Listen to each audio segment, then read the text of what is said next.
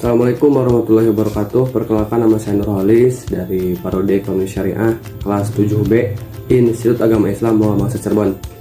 Kali ini saya akan menjelaskan atau menyampaikan tentang instrumen non-zakat sebagai sumber pengeluaran keuangan negara. Kaidah-kaidah belanja negara Islami. Belanja negara dalam pandangan ekonomi Islam memiliki tujuan utama, yaitu menciptakan kesejahteraan dan kemaslahatan bagi masyarakat secara menyeluruh. Nah, adapun kaidah-kaidah belanja negara Islami sebagai berikut.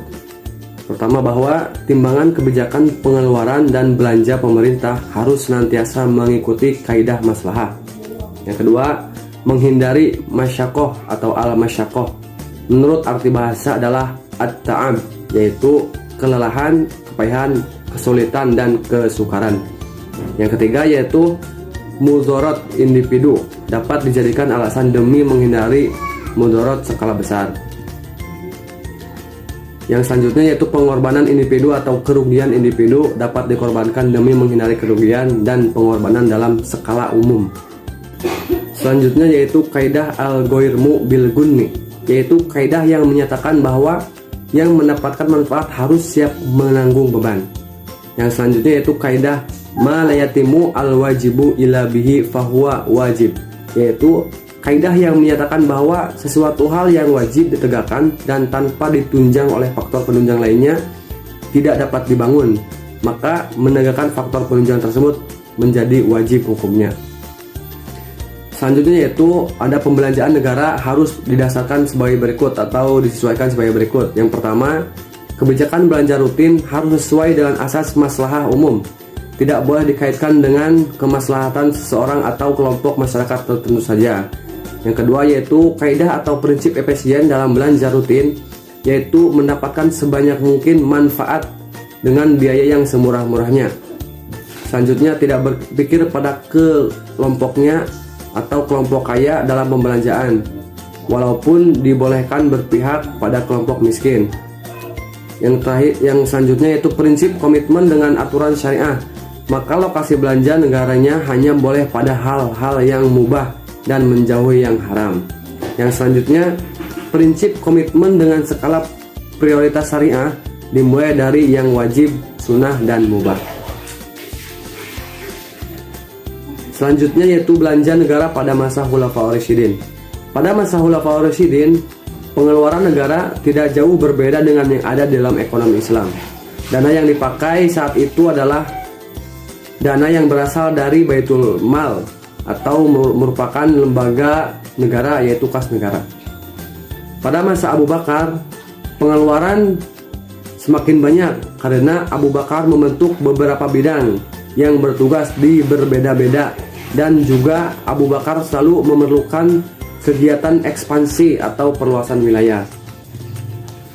Begitu juga pada masa Umar bin Khattab, beliau juga membelanjakan kas negara di bidang yang sama. Akan tetapi pada masa kekhalifahan Utsman bin Affan semakin membengkak karena Utsman membentuk pasukan maritim sehingga mereka juga harus dibayar, dan dana yang dipakai juga merupakan dana yang berasal dari Baitul Mal.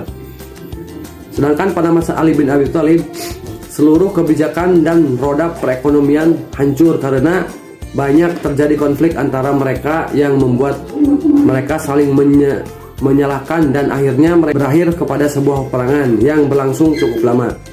Perang yang sudah terjadi saat itu berlangsung selama 11 tahun. Selanjutnya itu kebijakan pengeluaran negara.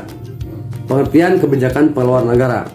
Kebijakan pengeluaran merupakan kebijakan yang diterapkan oleh pemerintah mengenai pengeluaran dana-dana yang telah terkumpul ke dalam negara. Karakteristik dalam sistem Islam paling tidak dapat dibagi dua, yaitu karakteristik pengeluaran terikat dan pengeluaran yang tidak terikat. Pengeluaran non-zakat adalah salah satu instrumen penting dalam suatu negara sebagai fasilitas untuk melancarkan program pengeluaran negara. Kebijakan pengeluaran non-zakat pada masa Rasulullah. Yang pertama, pengeluaran primer, diantaranya yaitu yang pertama, biaya pertahanan seperti persenjataan, unta, kuda, dan persediaan. Yang kedua, penyaluran zakat dan usyur kepada yang berhak menerimanya sesuai yang tertera dalam Al-Quran.